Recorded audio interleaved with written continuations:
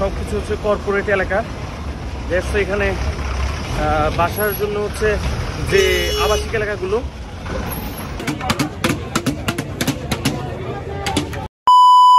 আসসালামু আলাইকুম everyone, welcome to my blog.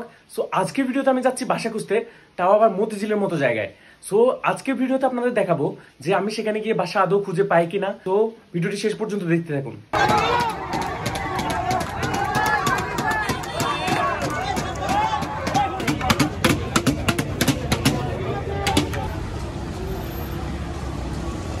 So guys, বের হওয়ার পর এসে দেখি এখানে মধ্যখানে হচ্ছে রাস্তায় সমস্যা, আর তারা কোনো গাড়িকে ভেতরে আসতে দিচ্ছে না।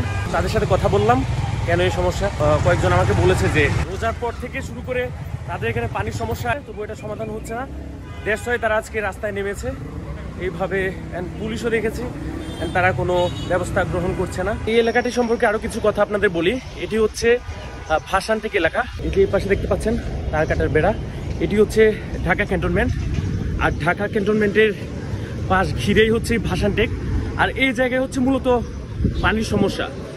আর এটা আসলে কতদিন ধরে চলছে আর এতদিন ধরে কেন ব্যবস্থা নেওয়া হয়নি, সে ব্যাপারে জানতে পারলে অবশ্য ভালো হতো। যদি তাদের দেয়ালে পিঠ ঠেকে না যেত তাহলে কিন্তু আন্দোলন করতো না। আমি এখন এসেছি মেট্রো স্টেশন, আর এখন হচ্ছে মেট্রোতে করে মতিঝিলে যাব। মতিঝিল যাওয়ার পর সেখান থেকে হচ্ছে বাসা দেখবো। আজকে হচ্ছে অনেক গরম, কিন্তু মেঘলা আকাশ, মনে হচ্ছে বৃষ্টি হবে। সো খুব একটা গরম সহ্য করতে হবে না আশা করছি। বৃষ্টি আসলে আরেকটা সমস্যা হচ্ছে হয়তো বাসা খুঁজতে বিড়ম্বনায় পড়তে হবে। তারপরেও সেখানে যাব। 4 দিনের মধ্যে হচ্ছে বাসা খুঁজতে হবে। এই মাস শেষ হয়ে যাবে 4 দিন পর। তো এর মানে হচ্ছে যে আর 4 দিনের মধ্যে আমাদের বাসা খুঁজতে হবে। ট্রেন চলে এসেছে। সো আমরা এখন মতিঝিলের জন্য ট্রেনে উঠবো।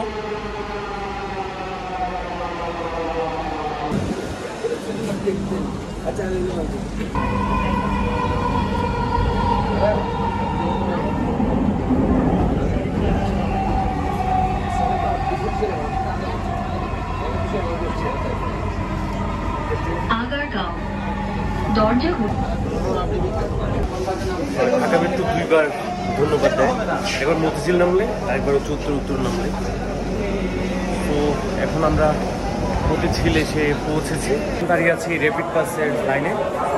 আর লাইনটা যদিও অনেক দীর্ঘ, কিন্তু যেহেতু সবাই পাস করে বেরিয়ে যায়, নিশ্চয়ই খুব বেশি সময় লাগে না।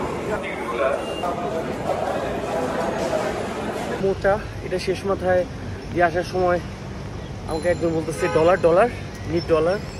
তো আমার কাছে মনে হয়েছে যে এখানে ডলার এক্সচেঞ্জ করে, আমাকে দেখে কেন বললো বুঝলাম না। যে তারকাটার বেড়াটা সেটা হচ্ছে বঙ্গভবন। তো সেখানে আমি গিয়েছি, গিয়ে সিকিউরিটি আছেন, ওনার সাথে কথা বলেছি। উনি বলেছে যে এটা হচ্ছে 2 কিলোমিটার জায়গা জুড়ে, আর এইদিকে কোনো বাসা পাওয়া যাবে না। সো উনি আমাকে কোথায় পাওয়া যাবে সেই ব্যাপারে একটা দিক নির্দেশনা দিয়েছেন। তো আমি যাব এই গলিটা, বলেছেন যে 1/2 কিলোর মধ্যে পাওয়া যাবে। তো আমি এখন তার কথা মতো ওইদিকেই যাচ্ছি। দেখা যাক তাই কিনা।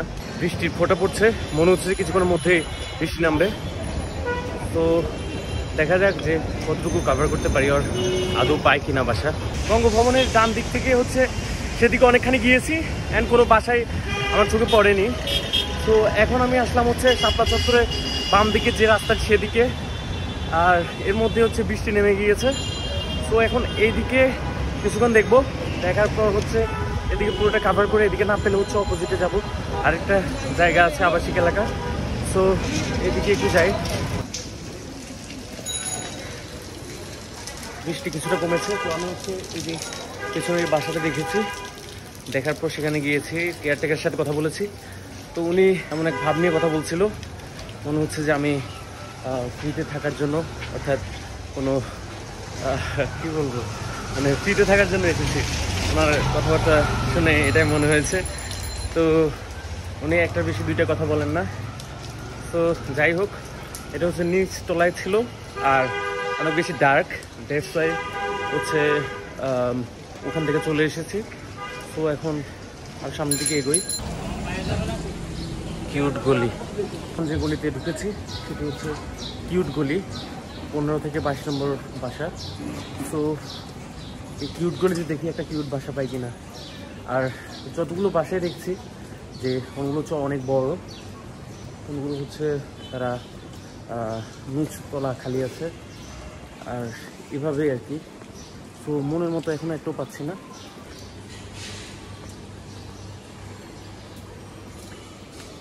এখানে কোথাও টুলেট নেই। এখন যে গলিতে আছি এটি হচ্ছে আরামবাগ হাই স্কুল অ্যান্ড কলেজের গলি।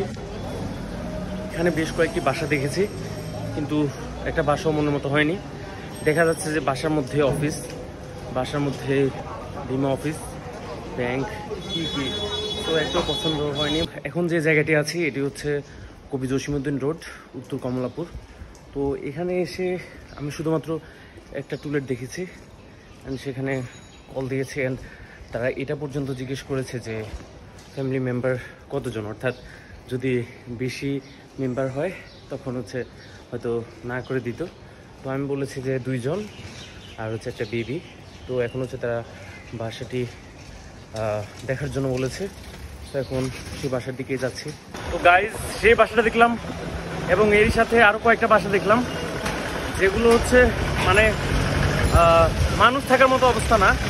আমার কাছে মনে হচ্ছে যে যদি গরু থাকে তাহলে সেই গরু মারা যাবে, এই অবস্থা। তো আমার একদমই পছন্দ হয়নি। আর যেহেতু মতিঝিল হচ্ছে সব কিছু হচ্ছে কর্পোরেট এলাকা, দেখছো এখানে বাসার জন্য হচ্ছে যে আবাসিক এলাকাগুলো সেগুলো হচ্ছে প্রেফার করি, কিন্তু বাকি যে বাসাগুলো আছে সেগুলো হচ্ছে এই যে পথের মধ্যখানে সদরঘাট যাওয়ার রাস্তা, এই যে সামনে আরেকটা দেখতে পাচ্ছেন।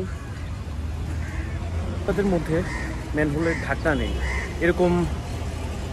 এটা কিন্তু একটা দুইটা না, মানে এই ফুটপাথ দিয়ে আসার সময় আমি হচ্ছে প্রায় 4 থেকে 5টা পেয়েছি। আর মানুষ যত মলমুক্ত ত্যাগ করছে সেটা তো আছেই। আর এই যে একটু পরপর হচ্ছে দেখতে পাচ্ছেন সদরঘাট যাওয়ার রাস্তা। এটা হচ্ছে বাংলাদেশের চিত্র, ঢাকা শহরের চিত্র। আমি জানি না যে মানুষ কেন ঢাকা শহরে বাস করে, আমি বাধ্য হয়ে করছি। আর সবাই কি বাধ্য হয়ে কি না, আর যে শহরে সবাই যেদিকে ছুটছে সেই দিকে ভুল নাকি সেটা যার যার ক্ষেত্রে ভিন্ন হতে পারে। ওই যে রাস্তাটা দিয়ে আপনারা দেখছিলেন যে পেছনে বাস ছিল, পাশ দিয়ে হাঁটার জন্য খুব সংকীর্ণ জায়গা ছিল। কারণ সেই সংকীর্ণ জায়গা দিয়ে আসছিলাম, যে মনে হচ্ছে যে সে গায়ের উপর উঠিয়ে দিবে। যখন আমি ভিডিও করা অফ করেছি, সরে যাওয়ার পরও আমার গায়ে ধাক্কা লেগেছে। এই হলো অবস্থা। সব জায়গায় একই চিত্র।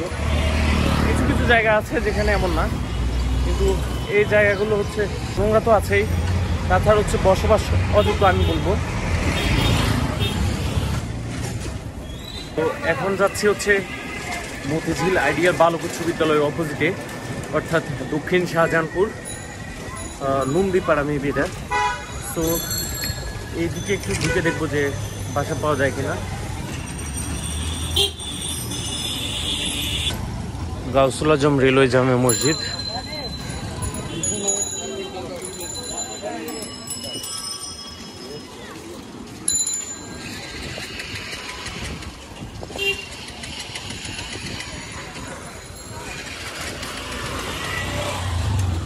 গাইজ, অবশেষে এখানে এসেও ব্যর্থ হলাম, কারণ এখানে ফ্ল্যাট আমি কয়েকটা পেয়েছি, তাছাড়া সবগুলো হচ্ছে সাবলেট, 2-1টা রুম করে ভাড়া হবে। তো এখান থেকেও ফিরে যেতে হবে। এখন রাত হয়ে গিয়েছে, এখন আসলাম মেট্রোতে। অনেক মানুষ, যেটা এখন অফিস শেষ সবার, দ্যাটস ওয়াই বেশি মানুষ থাকবে, থাকাটাই স্বাভাবিক। দেখতে পাচ্ছেন শুধু মানুষ আর মানুষ দুই পাশেই।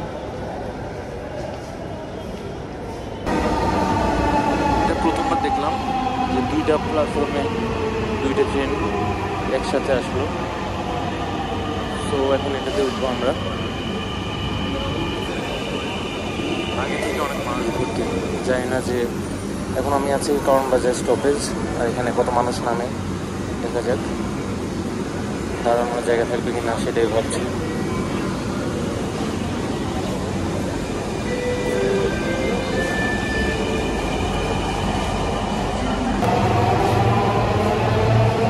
তো এখন মেট্রো থেকে নামলাম, এখন হচ্ছে আমি বাসার দিকে যাব।